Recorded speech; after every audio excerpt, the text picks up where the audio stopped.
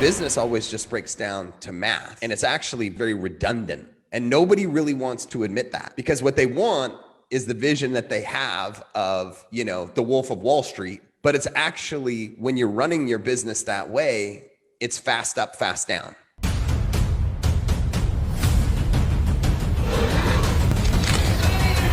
Welcome to another episode of the Shaqir Hussyin Show. And guys, today I have a real treat. And the real treat is about, what is it? 2009. So 11 years ago, 11 years ago, I had gone to, I go online. One of my first ever mentors was someone called Aaron Parkinson. So, hey, Aaron. Hey, welcome. Hey, thanks for having me to the show, Shaq. I am excited for multiple reasons. One of them is, as when I was a 21-year-old kid living in my parents' house, working from the basement of my uncle's estate agent, I remember getting this email, and I never forget this, right? Because I was totally broke. My friends and family were thinking I'm crazy for doing this internet stuff. And then I get this email that says, you can come to Las Vegas at the Las Vegas Paris hotel. And I think it was like $1,500 all in all, the flights, hotels, and everything. And it's, the tagline was rub shoulders with internet millionaires. And I just remember thinking, this is the greatest thing in my life. I'm going to actually meet these internet millionaires. Anyway, behind that company is my friend, back then is Aaron Parkinson. Over the last, 10, 15 years now, he's generated over $1 billion in sales. He's mentored some of the top online marketers that you probably follow today. I am very humble to say I was definitely one of his students, in my earlier days. And sometimes when you hear these stories, I want to put something together, because I keep this. Okay. This is from 2009. Check that out. The master marketing event. The Paris Hotel, November 19, 2009. And I remember that was one event. And then the second one was in a place called Boca Raton, where I really met rich people. And I realized, wow, this is what rich people live like. But this was 11 years ago. So this is always actually on my bookshelf. Aaron, I've kept it now for 11 years. Anyway, your teachings back in the day, those things have really helped me, launch my online marketing career, and I guess the rest is history. And I'm really pumped that you're here. I have lots of things that we can talk about. And every time I talk to you, I feel like, okay, Shaq, don't say anything, just listen, because it's just like you can tell when someone is just talking for the sake of talking, and then someone has real business wisdom punched in the face. And when I'm talking to you, I'm like, I got my notepad and I'm taking notes. So I appreciate all the great compliments. I think you've learned a thing or two over the last 10 years. You've built multiple 8-figure companies. We always see you flying around the world. You got your brand on your chest, funnels.com. No more Louis Vuitton, just your own company branding. Yeah, that's all I'm going to be wearing. Because I actually did work out back, I think 10 years ago. I learned something called reducing decision fatigue. And so then I started wearing black t-shirts, and I'd wear a V-neck black t-shirt with a Hugo Boss. And now I wear this. I'm like, man, why didn't I just wear my own brand for the last 10 years? And that brings me to a lot of the times, I'm just going to go straight into it, Aaron. I also say this, when I do these podcasts and I bring on guests and my friends, 50% is for me very selfishly, and 50% is for the people listening. Okay, so make sure you subscribe, give Aaron some love. I'm going to leave his details below this video. But straight right into it, Aaron, why do you think as entrepreneurs, we're always chasing this fake, I don't know if it's fake, but this illusion, right? Just before we were talking, it's like, you see someone successful and you think, oh, that's what I need to do to be successful. And then it's almost like you make this fake mental construct in your head. It's like, why wear really overpriced designer clothes that aren't that comfortable? It's because, you know, that's what we think is success. Obviously, you've been an entrepreneur for how long now? About 15 years. Okay, 15 years. What's your perspective on that? Right? Like, why is it that we Well, we I don't. chase it and then we go and crash and burn? Yeah, I think that it part of it is not our fault. I think that the media, you know, sort of from the time you grow up, whether you're a female and you're being shown what the ideal female body looks like, what the ideal female look is, or you're a male and you're marketed to of like, what does it mean to be a successful male? You know, when you're, you know, 16, 20, 25 years old, I mean, what have you been marketed to believe? You've been marketed to believe that if you drive a fast car and you live in a giant house and you wear, you know, Versace clothes all day and you fly private and whatever, 1 + 1 = 2, right? You must be successful if you have those things. So because we've been indoctrinated with that since we were so young, we're chasing those things instead of actually chasing the fundamentals, right? And you can't tell somebody, like we were talking about this before, you can't tell somebody not to do those things because it will always be like this. We call it the parasite, in the entrepreneurial parasite in the back of your mind, that until you've actually done those things and realize they're nothing, they're, you know, nobody really likes you more, nobody really thinks higher, your business is not any more successful until you've experienced those things yourself. Nobody can tell you that, but you will find guys like you and me now who will say to you, it doesn't mean anything. Like, I've rented the private jets, I've rented Cowboy Stadium, you know, for my own private Super Bowl party. I've been to the Playboy Mansion and partied with Snoop Dogg multiple times, you know, and they're fun, but they don't have any actual correlation towards the success or lack of success that your business has. Businesses, and as the CEO of 7 Mile Media, we have about 40 clients at any given time. All of them are either 7-figure or 8-figure clients. I always say to them, the most successful businesses we have are boring. They're not these crazy, all over the shop, causing chaos, you know, testing something new every day. They break down to the same fundamentals every time, right? Have a good product, make a good offer, generate leads and sales, do a great job supporting your customers and fulfilling whatever you have, and then find good people to train and insert the system so you can just increase more traffic, right? Because business always just breaks down to math, and it's actually very boring. It's actually very redundant when it's done the right way.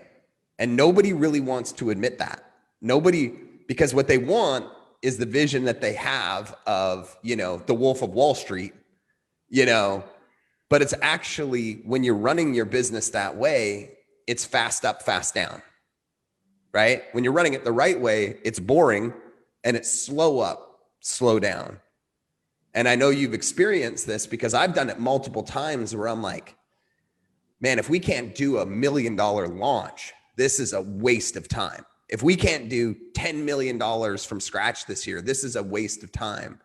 And if you talk to anybody that's been, you know, an entrepreneur for long enough, they go, if you can do $1 million launch your first month, it's probably a red flag. You're probably going to break the systems of your own business or not take care of your customers, or it's a hack. You're working a hack. You're not working a business, right? And so I don't know if that answers the question, but that's what I've learned. It does. It does. You know, we were talking about how one must experience, and it's almost like you have to learn for yourself, right? Like that's what happened to me. And I always question it. It's like, people did advise me, don't scale like this. People did advise me, don't do this. But there was a part of me, I was just like, I gotta go and, you know, test it out. I gotta just push it to the limit, to the knife's edge, and see where can it break. And then when it does break, you know, it humbles you. And talking on that sense, right? right now, obviously with what's happening in the world, people are living in fear, people are living in a lot of quiet desperation, right? And you as a seasoned entrepreneur and someone who is a somewhat successful entrepreneur and works with lots of successful entrepreneurs, what is the correct, or what is not even the correct, what is an ideal mindset that you are operating from, right? Like, are you like, stashing sorry, I don't know, are you stashing toilet paper? I know you're not, because you're living out in Cayman Islands, but like, how are you approaching it? Or are you filled with abundance and joy and prosperity? Kind of walk me through what's going on in your head on a day-to-day basis. For me personally, I think you do have to start with gratitude. It's a really weird thing to try to explain to people, especially when they're in a place where they're struggling, is that the game of gratitude is the game of everything. The more times I can stop in a day and just take 5 minutes and count my blessings, be grateful for what I have. I know you pray multiple times per day. It just gets you recentered. And when you look at yourself versus the other people in the world, I'm sure you can find an example of you doing better off than somebody else. Maybe it's from a wealth perspective, from a family perspective, from a health perspective. And I'll even give you an example. Yesterday, I talked with a guy. I think you might actually know his name if I mentioned it, but I won't throw him under the bus here. And he wanted to bring me on to help him scale his business. And he said, well, we don't really have, that much money to work with. We only have $245,000 in cash in the bank right now. And I said, do you hear yourself speaking right now? You have a 6-figure a month recurring income. You're basically a 3-man show and your overhead is like 15%, and you have $245,000 in cash in the bank after 12 months of starting your business. You are better off than 99.9% of the world. And yet you're telling me you're not doing well, and it's because you're comparing yourself to what you think the ideal is instead of centering yourself and being grateful. Can we get that to 200,000 a month? No problem. 300,000 a month?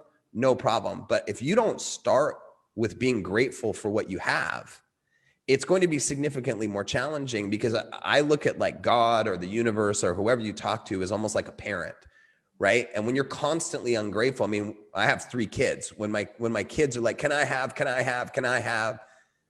I'm like, you're not grateful for what you have, so I'm not giving you any more, right? And when you're in that perpetual state of lack of gratitude, I honestly feel like God says to you, until you can be grateful for what you have, I'm not going to give you anymore. And when the more you get into that space and realize how great it changes your energy, and that energy changes how you communicate with people. It changes how you think. It changes your filtration processes for the opportunities that you might not be spotting. And it just makes you feel better on a day-to-day. I think like comparatitis is like one of the worst diseases on the planet. Yeah, it is. No, that's really insightful, because even for me, sometimes I catch myself, right? Like, it's like Bitcoin just went through the roof, right? And I was like, okay, but that's only just one, right? Like, that's only one thing that I do. What about my other thing? It's not working as well. And this morning, my wife was like, hey, we're going on our morning walk. And there was like a tiny little bit of, no, I need to go and work on my business. And I was like, no, man, I'm grateful. I'm grateful. Just take a moment, go for a 10-minute walk, and then you can, and after that 10 minutes, I feel so much better, right? Like, even me grabbing this from the bookshelf, I was thinking to myself, dude, 11 years. There's not a lot of things in this room that's 11 years old. I kept this for 11 years, right? It's like, and I'm like, man, I'm grateful. All praise to God. I did come a long way. And I'm going to share with you a lesson that I personally learned from one of my mentors, a guy called Dan Sullivan from Strategic Coach.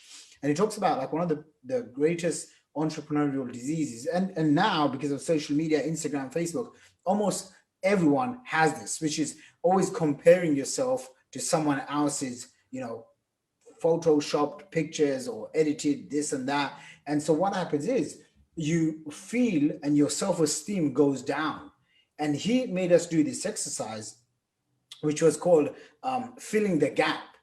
And he basically said, when you wake up in the morning, and if you've not done this, you should try doing it, because it really raises your self-esteem, self-confidence, just your outlook. And instead of like going out, and because as soon as you start writing your goals or you do your business, and everything is always changing, it's unpredictable, most things. So what happens is you're putting yourself in an anxious, anxiety-filled state. But if you start the day with gratitude, and then you say to yourself, look where I was 5 or 10 years ago to where I'm at. I'm like, man, I got no problems.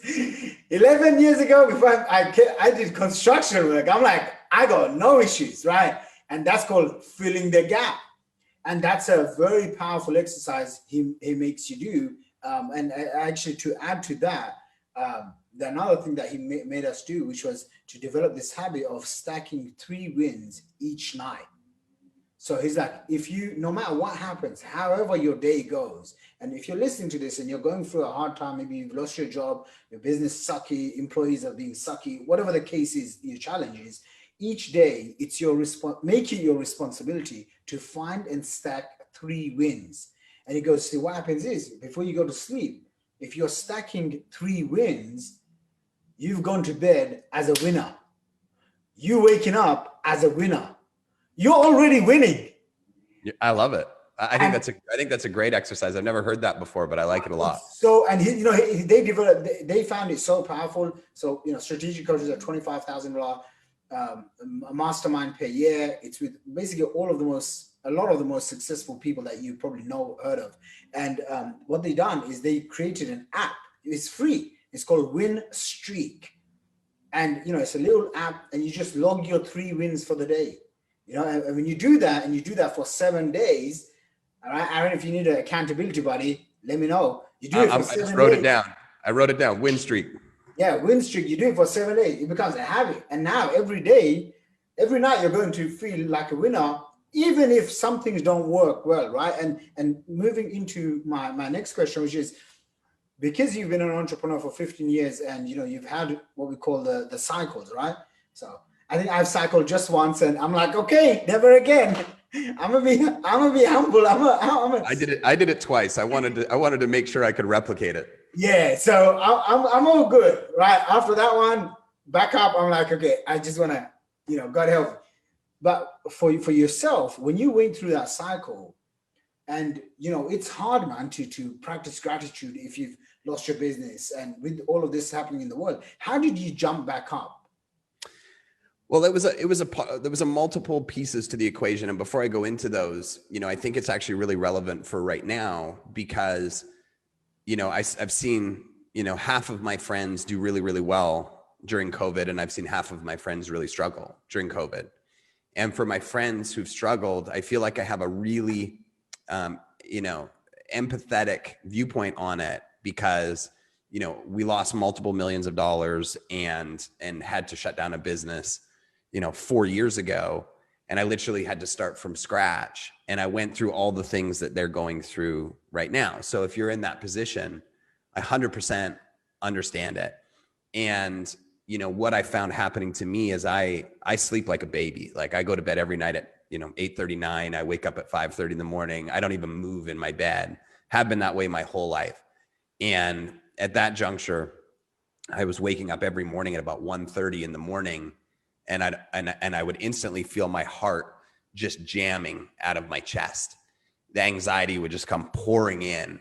And that was so unlike me. And I would be praying to God, saying, please let me sleep, because I know how much sleep impacts my productivity.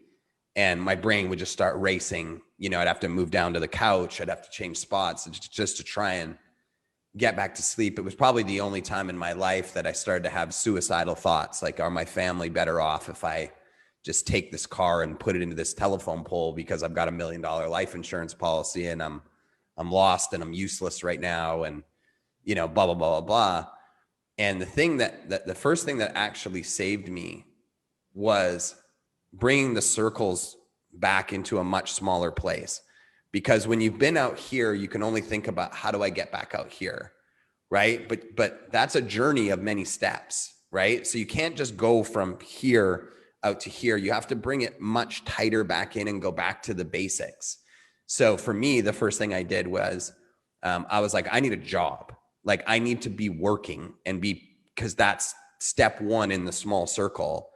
And I need to overcome my ego that says, I don't have a job. I'm an entrepreneur, right? So I ended up becoming a personal trainer, CrossFit trainer, ended up training at my friend's CrossFit gym.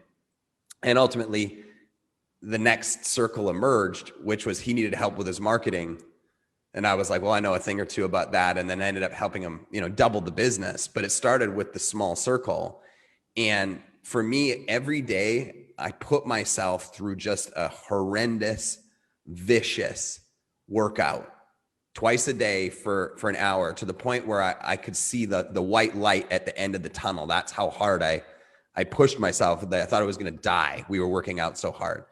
And what that did is it brought down all the volume of the chaos, because the endorphin release, the Spartan-esque, workout routines, Spartan-esque life just brought me back down to the point where I was just grateful that I was alive, I was fit, I had a great family.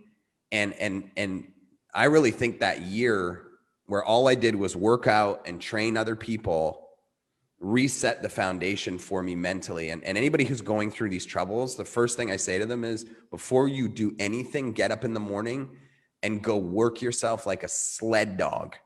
Because if you just roll into your day with stress, your creativity is terrible, right? So go work yourself like a dog to like bring the volume down, and then start your day. And then from there, it becomes bigger circles. The second thing I did, and it seems very basic and underrated, is I had closed off my network because I was so focused on my business, just what I was building, that I had done a poor job of maintaining my relationships.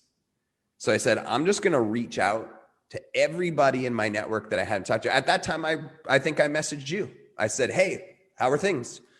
I just reached out and reconnected with my network, not with an agenda of like, hey, do you have a project or do you have a job for me or whatever? I just reestablished the connection. And for that year, I was just catching up with people, talking with them, seeing how their lives were doing, so on and so forth. And the next thing that ended up happening is you start to see patterns of problems emerging.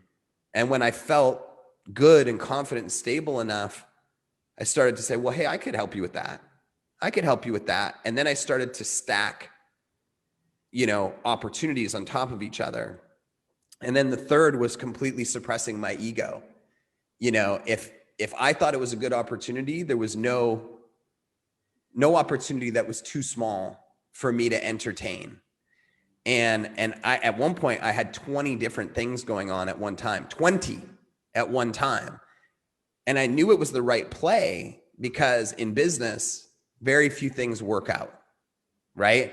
So at the end of the year, those 20 things became 3, right? And those 3 things became $1 million year. So it started with small circles, getting back to basics, working out very, very hard, getting Spartan-esque, right? Expanding my network and reconnecting with people, because relationships are everything, lowering my ego, stacking wins, and figuring out where my direction was going to go. But that whole process was not fast. That process was a solid, 14 months.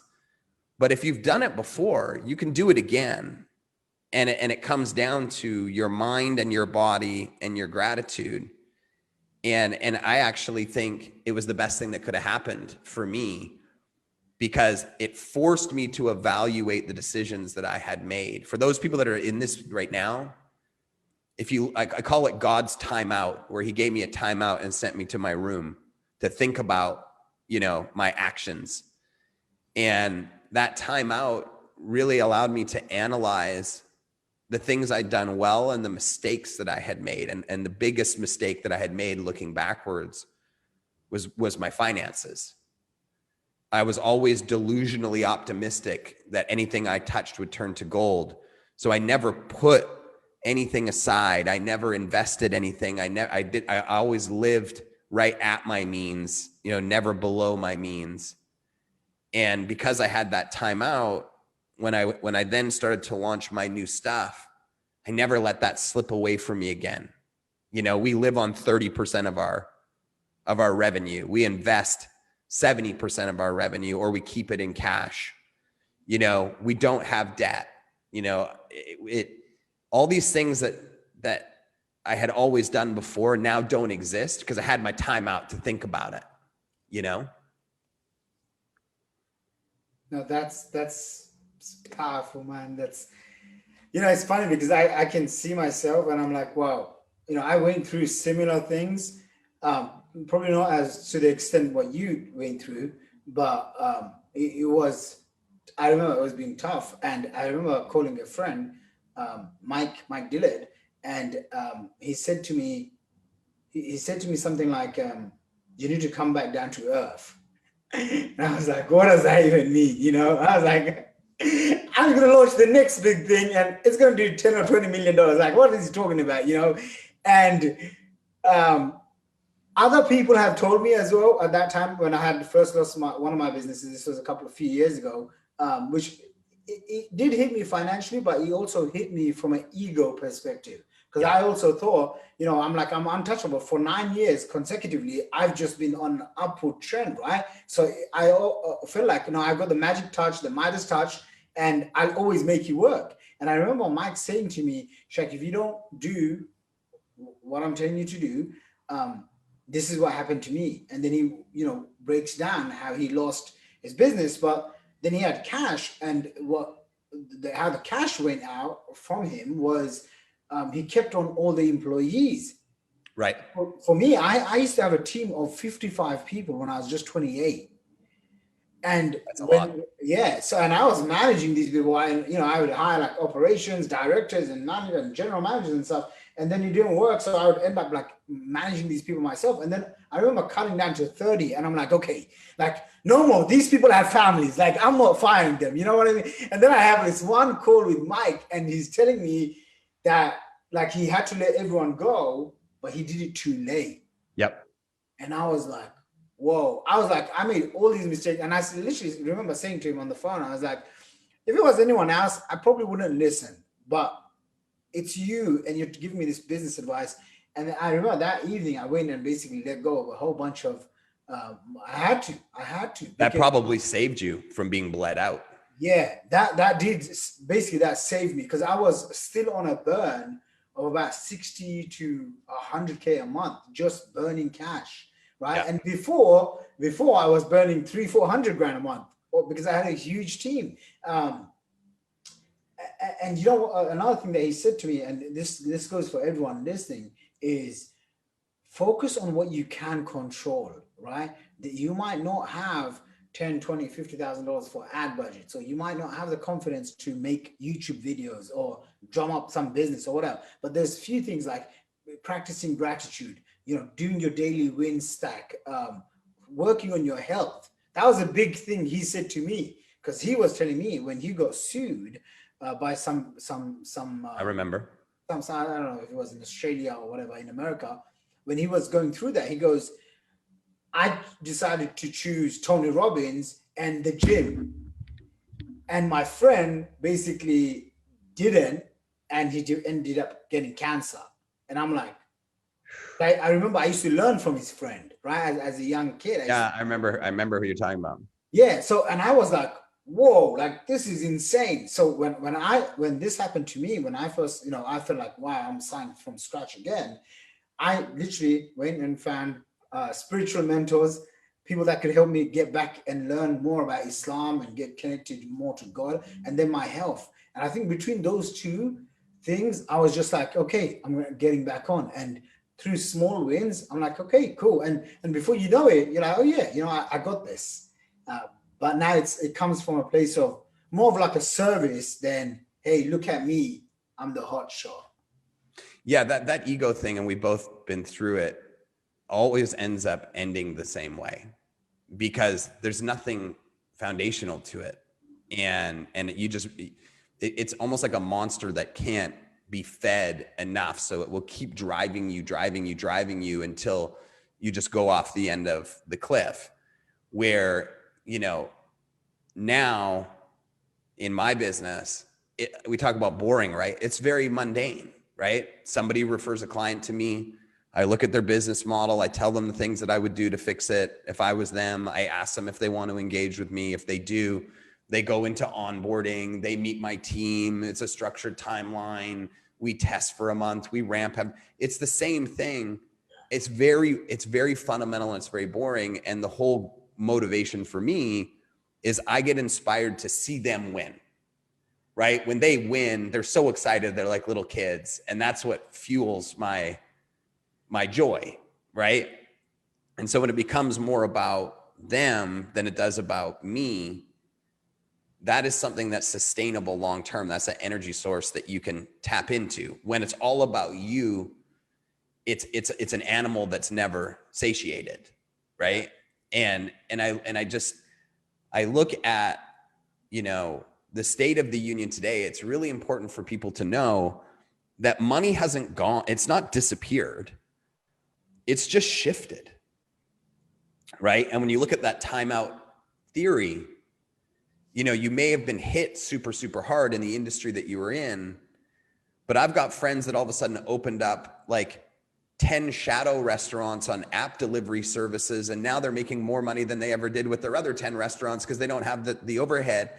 It's about getting yourself stable, healthy, clear, because when you get those things, then the creativity starts to emerge, right? And when you start to make money again and you're setting it aside and you don't have that anxiety, more creativity emerges. And you got to take care of yourself first, and you got to take care of your gratitude and your physical being and all those things, because our energy is the primary source of our business as an entrepreneur. Our energy is the primary source. And if it's not right, the business will not be right. So we have to protect this first before we worry about this. Yeah. Right? Aaron, during these times when you were going through this, how was your wife? Like, was she supportive? I know of her, so I know she's supportive, but like, you know, was she, you know, for the listeners, was she supportive? Did she doubt you?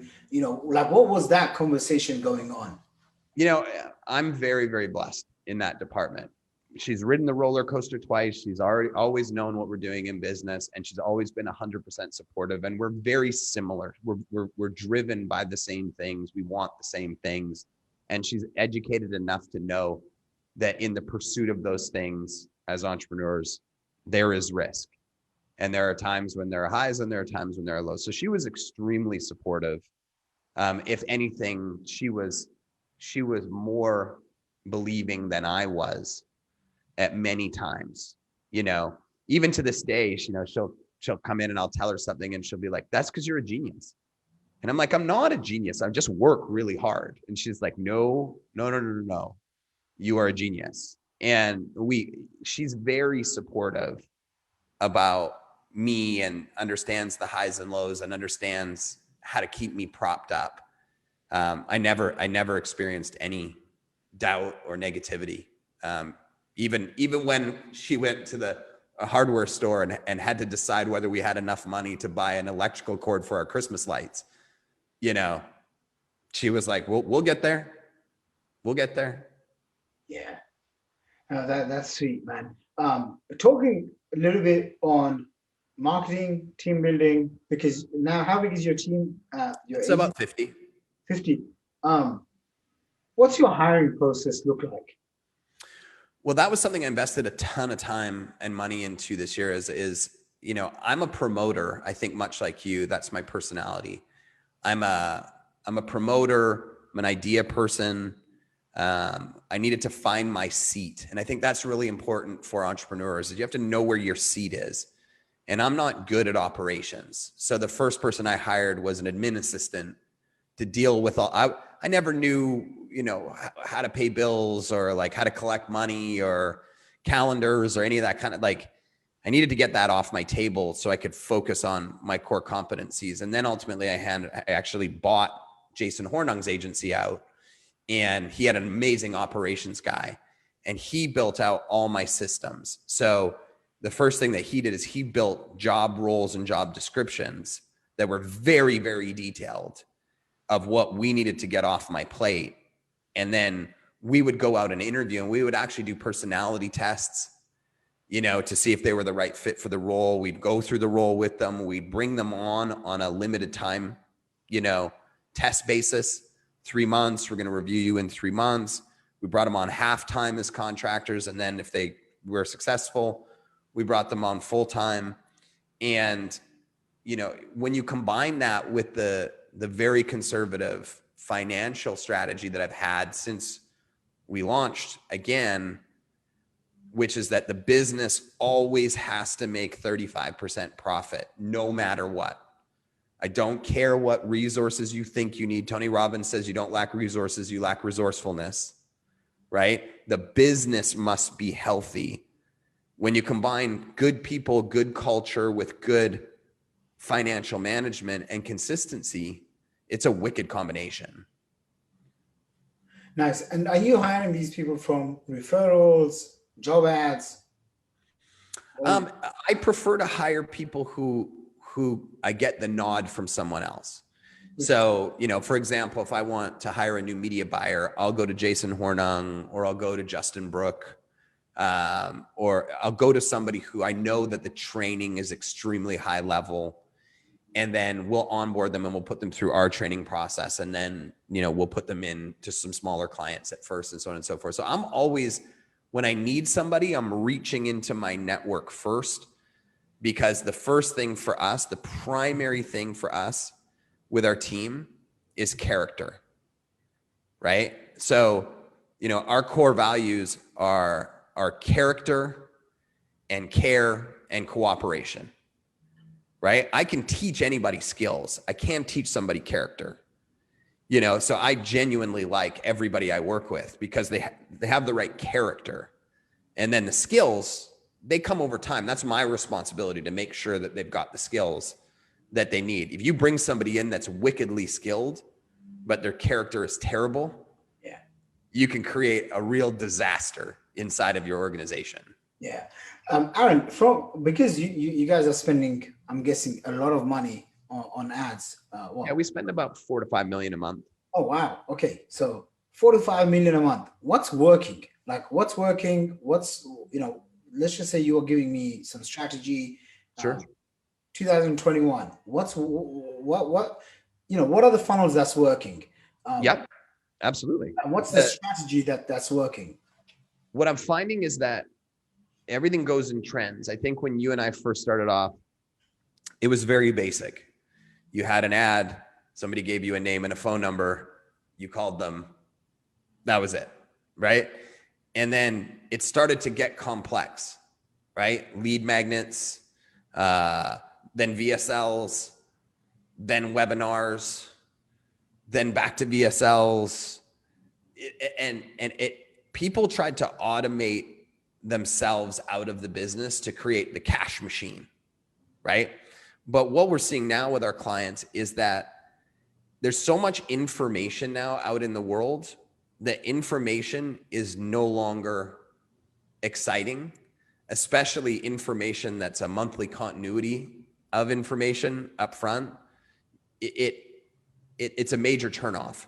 What people want today is they want access, right? They want access to somebody they respect. They want a very clear outline of what they're going to accomplish, right? So an example might be one of our clients teaches people how to find undervalued properties, renovate them, turn them into Airbnbs, and put a management team in place so they never touch it ever. He calls them lifestyle assets. And he teaches people that in an 8-week boot camp, right? Once that relationship's been established, then he'll offer them ongoing support on a monthly continuity because the relationship's there. People don't want to pay continuity up front, but the crazy thing is they're willing to pay $5,000, $10,000, $25,000 if you can check multiple boxes. One, it's an expert who's going to teach something very specific, support them, have a start time, have an end time, and have an outcome. One of the things that I've been talking with our clients a lot about is a lot of them came in and said, well, I'm going to charge $5,000 for a year's worth of XYZ coaching or whatever. And I've said, you know how you will increase your conversions? Shorten it to 8 weeks. Nobody wants a year long of anything. They want a short time frame with support and access to you, and they're willing to pay a premium price tag for it. And when you talk about the funnel itself, the more basic you have it, the more successful we're actually seeing it run now. It's gone away from complexities. If we're talking about YouTube, it's an educational piece of content, into a VSL, into How long should the ad be for an educational piece of content? What was that? Sorry? How long should the ad be for a... We don't see our ads much longer than 2 to 3 minutes max. So we'll have a big disruptive statement. Like if in YouTube, for example, we want to polarize the audience right away, because if they're not interested, we want them to click skip right away, because then we're going to charge for the ads, right? So, if it was somebody like this guy I'm talking about, his offer in particular will say, are you somebody who's looking to invest in an asset that can pay you for the rest of your life, but you want it to be completely hands-free, right? If that's you, then keep listening. If that's not you, then get out of here, right? And then he'll go into explaining what a lifestyle asset is and what he does. So he'll have the education piece, and then he'll have the call to action. It's about 2 to 3 minutes.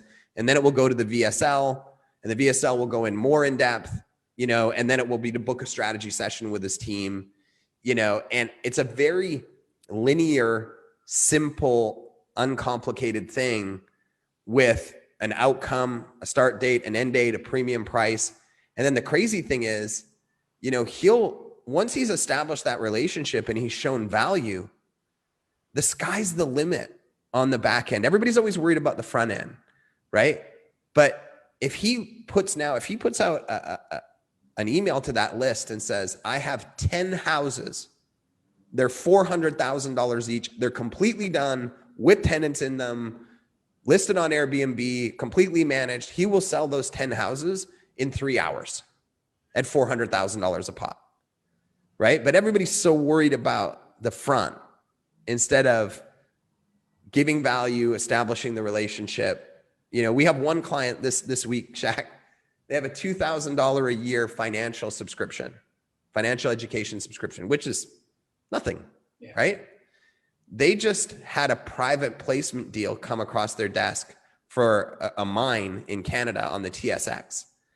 And they launched that to their email list. And the public company said, well, how much money do you think you're going to raise? They said, well, maybe 10 million. They're like, wow, if you could raise 10 million, that would be crazy. Guess how much they raised in 4 days? How much? $127 million from 5,500 subscribers. Wow. Yeah. What people don't realize is the power of your list and the power of giving value to those people and the power of establishing trust, right? It's almost, these guys are now considering themselves almost the Uber of, raising capital, where you don't have to go to the brokers and the bankers anymore. If you go to somebody who's got an established list with trust and credibility and value, you can skip all of that stuff. They're almost disrupting the whole industry, right? In terms of Facebook, what's working on? One more question on the VSL part, which is an ad to a video. What are you seeing that's really working? Short, long, really long? About 30 to 40 minute long VSLs.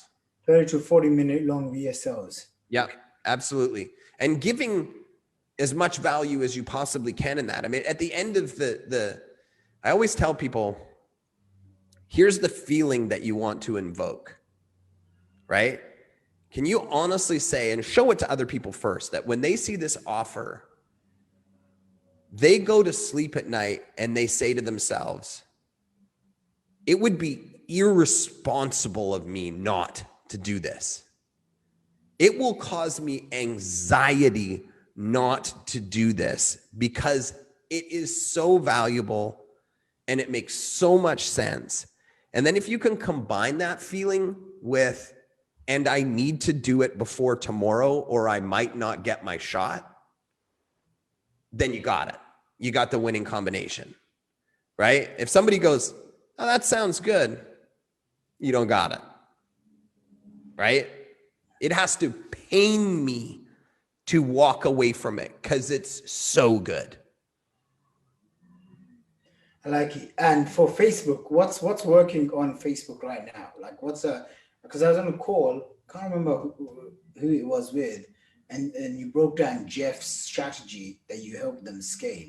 Can you there's short-term and long-term strategies. I'd say there's sort of multiple that are working right now. If we look at somebody like Jeff, there's people who want fast money and there's people who want to build something long-term.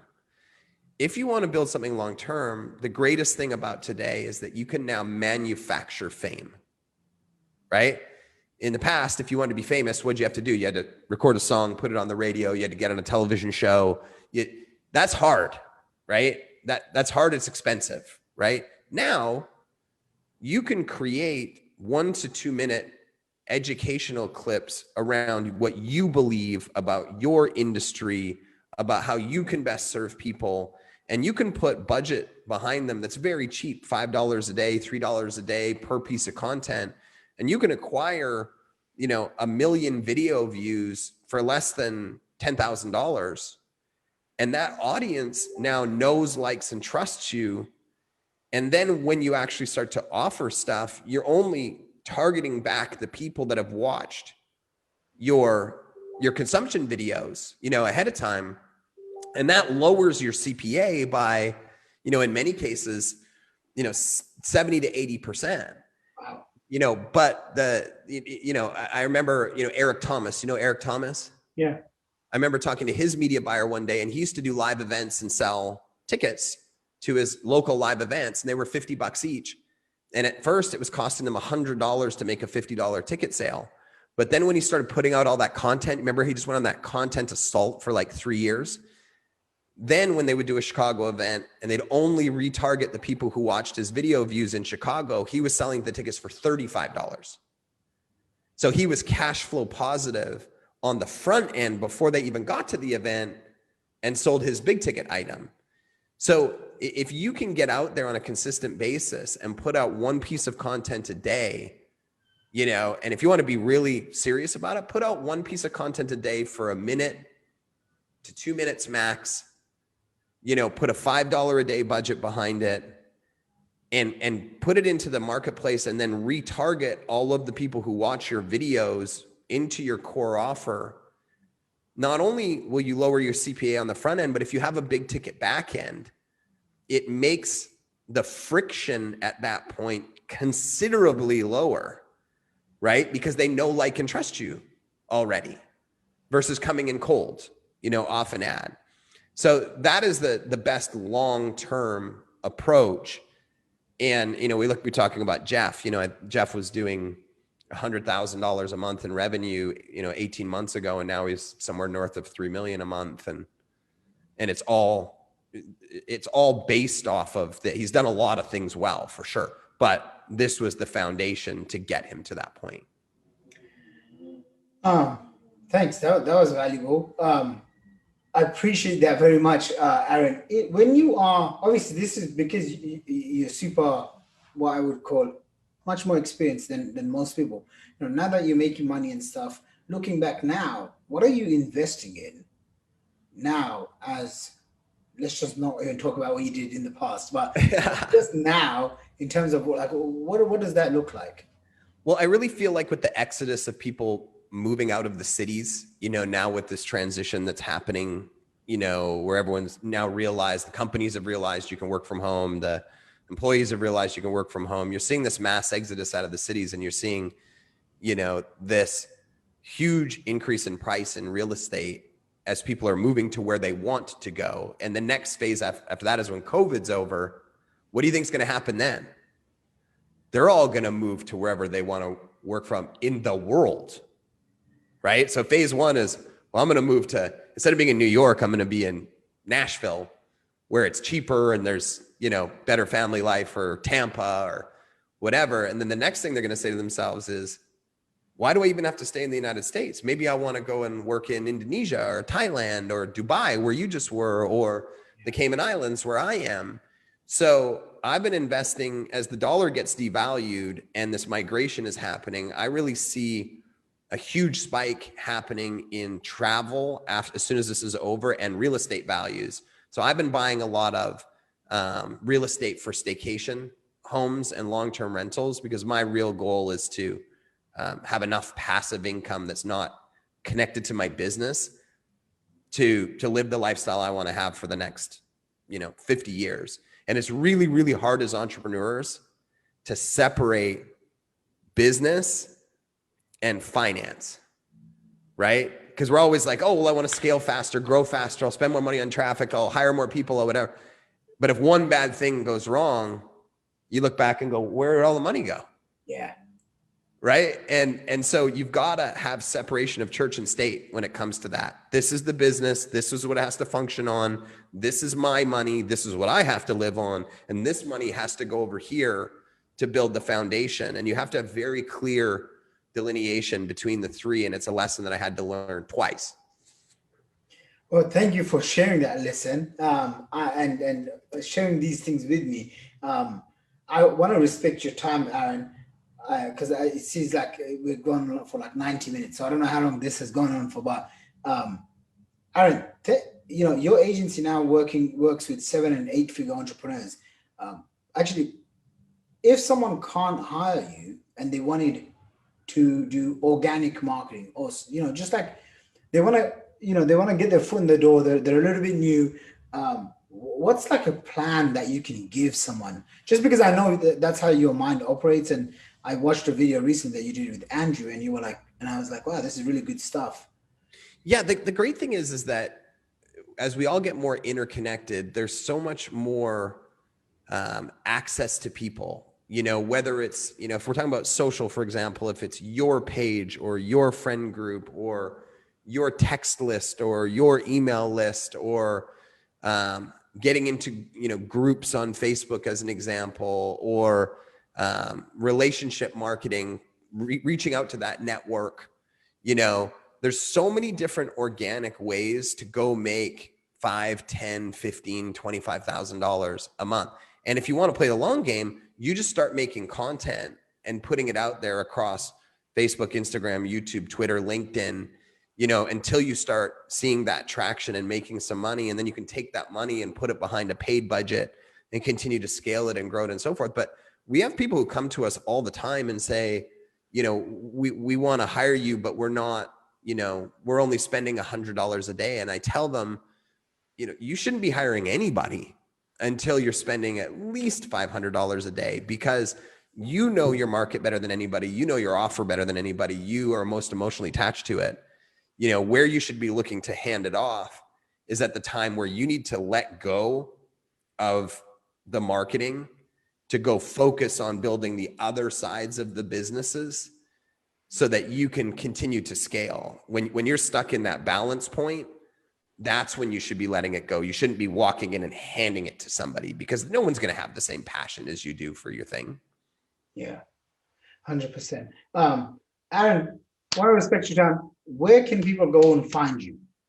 I can be found pretty much anywhere on social. I mean, I was fortunate enough 10 years ago that anything that has Aaron Parkinson in it, I own it. So I can be found anywhere. But you can also go to workwith7mile.com. That's a domain that'll take you right to my corporate site, and you can get access to me and yeah. Yeah, 100%. Aaron, I want to thank you, and I want to thank you on a deeper personal note for, you've helped so many people. Now that I think about it, it's like, and then those people have gone on to build so many different things, right? Like I can already tell, like there's like 4 different people that I know, I think, that have like done 8 figures from being your students. And I'm sure there's plenty more, but just from the top of my head, I'm like, wow. That's crazy, man. It's crazy. It's really interesting. We talk about that idea of putting out content and working with people and so on and so forth. You have no idea how many people you'll impact over time and how many people they'll impact. And it's really cool when I see people like you that have gone on to do great things. And I remember you being that, curly haired, big smile, you were just such great energy. I liked you right away, and you can tell there's like people that, are just gonna do something. Their energy is great. And you were one of those people. Well, I am looking forward to seeing you in the Cayman Islands or in Dubai. Yes. Okay, we're definitely going to be meeting. Aaron, thank you so much for everyone from my listeners. Make sure you go iTunes. It's going to be on my podcast on iTunes, and I'm going to put this on the YouTube channel. So again, Aaron, I want to thank you so much. I'll put all the links down below this video. Guys, go follow Aaron, and we will catch up with you guys soon. Thanks for having me. All right. Appreciate you, brother.